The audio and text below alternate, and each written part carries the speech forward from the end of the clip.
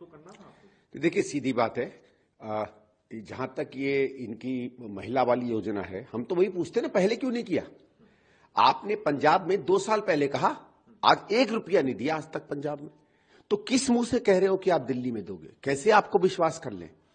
और अभी देखो, आप एक चीज तो भारतीय जनता पार्टी सवाल नहीं पूछती है, लेकिन हम पूछते हैं कि कुछ समय पहले दिल्ली सरकार ने भारत सरकार से 10,000 करोड़ का लोन मांगा। भाई मैं आपसे जानना चाहता हूं, आप चाय की दुकान पे जाओ, 2 रुपए की चाय है, अगर आपके पेट में जेब में 2 रुपए हैं तो आप मुझसे नहीं लोगे, 2 रुपए देके चाय ले लोगे। अगर आपके पास 1.5 रुपया ही होगा तभी तो आप कहोगे संदीप भैया ठंडी दे दीजिए, मैं चाय पी लूंगा।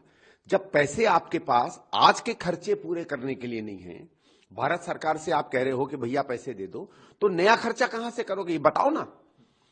महिला वाली जो पेंशन स्कीम है 12 से 14,000 करोड़ की पड़ेगी, ठीक है? उसके लिए पैसा कहां से आएगा अगर आप आज के खर्चे पूरे नहीं कर पा रहे हो? और इतने सालों से क्यों नहीं कर रहे थे? दूसरा, आपने देखा होगा इन्होंने एक संजीवनी योजना अनाउंस की है।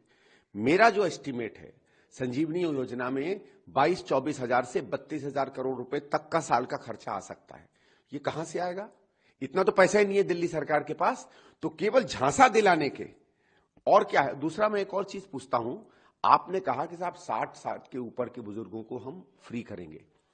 उससे तो ज्यादा बेहतर हमारे राजस्थान की कांग्रेस की स्कीम है, जिसमें हर व्यक्ति को 25 लाख रुपए साल का मिलता है। मेरा यह कहना है कि 5 साल का कोई बच्चा गरीब का बीमार पड़ जाए, उसका खर्चा कौन उठाएगा?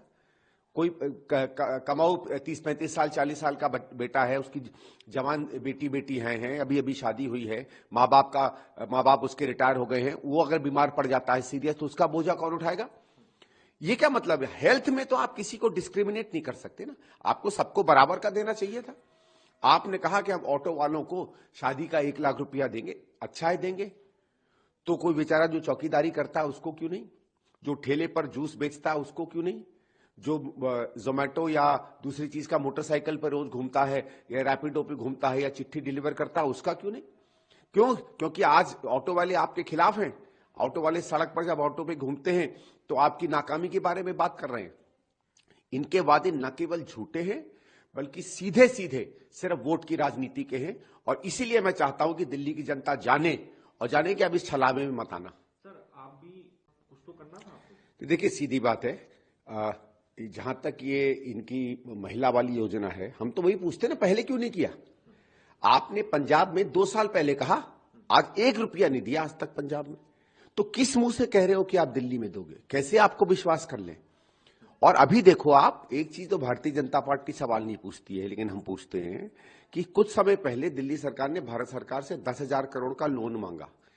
भाई मैं आपसे जानना चाहता हूं, आप चाय की दुकान पे जाओ, 2 रुपए की चाय है, अगर आपके पेट में जेब में 2 रुपए हैं तो आप मुझसे नहीं लोगे, 2 रुपए देके चाय ले लोगे। अगर आपके पास 1.5 रुपया ही होगा तभी तो आप कहोगे संदीप भैया ठंडी दे दीजिए, मैं चाय पी लूंगा। जब पैसे आपके पास आज के खर्चे पूरे करने के लिए नहीं है, भारत सरकार से आप कह रहे हो कि भैया पैसे दे दो, तो नया खर्चा कहां से करोगे? ये बताओ ना। महिला वाली जो पेंशन स्कीम है 12 से 14,000 करोड़ की पड़ेगी, ठीक है? उसके लिए पैसा कहां से आएगा अगर आप आज के खर्चे पूरे नहीं कर पा रहे हो? और इतने सालों से क्यों नहीं कर रहे थे? दूसरा, आपने देखा होगा इन्होंने एक संजीवनी योजना अनाउंस की है। मेरा जो एस्टिमेट है, संजीवनी योजना में 22-24 हजार से 32,000 करोड़ रुपए तक का साल का खर्चा आ सकता है। ये कहां से आएगा? इतना तो पैसा ही नहीं है दिल्ली सरकार के पास, तो केवल झांसा दिलाने के और क्या है? दूसरा, मैं एक और चीज पूछता हूं, आपने कहा कि साहब 60 के ऊपर के बुजुर्गों को हम फ्री करेंगे। उससे तो ज्यादा बेहतर हमारे राजस्थान की कांग्रेस की स्कीम है, जिसमें हर व्यक्ति को 25 लाख रुपए साल का मिलता है। मेरा यह कहना है कि 5 साल का कोई बच्चा गरीब का बीमार पड़ जाए, उसका खर्चा कौन उठाएगा?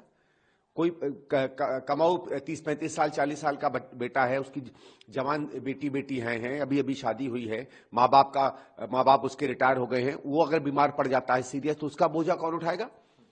ये क्या मतलब है? हेल्थ में तो आप किसी को डिस्क्रिमिनेट नहीं कर सकते ना, आपको सबको बराबर का देना चाहिए था। आपने कहा कि हम ऑटो वालों को शादी का 1 लाख रुपया देंगे, अच्छा है देंगे, तो कोई बेचारा जो चौकीदारी करता है उसको क्यों नहीं? जो ठेले पर जूस बेचता है उसको क्यों नहीं? जो जोमेटो या दूसरी चीज का मोटरसाइकिल पर रोज घूमता है या रैपिडो पे घूमता है या चिट्ठी डिलीवर करता है, उसका क्यों नहीं? क्यों? क्योंकि आज ऑटो वाले आपके खिलाफ हैं। ऑटो वाले सड़क पर जब ऑटो पे घूमते हैं तो आपकी नाकामी के बारे में बात कर रहे हैं। इनके वादे न केवल झूठे हैं बल्कि सीधे सीधे सिर्फ वोट की राजनीति के हैं। और इसीलिए मैं चाहता हूं कि दिल्ली की जनता जाने और जाने कि अब इस छलावे में मत आना। अगर आप ये वीडियो YouTube पर देख रहे हैं तो हमारे चैनल को सब्सक्राइब कर बेल आइकन दबाएं और Facebook पर देख रहे हैं तो हमारे पेज को लाइक करें। 8 मिलियन प्लस सब्सक्राइबर, आपके इस भरोसे के लिए बहुत धन्यवाद।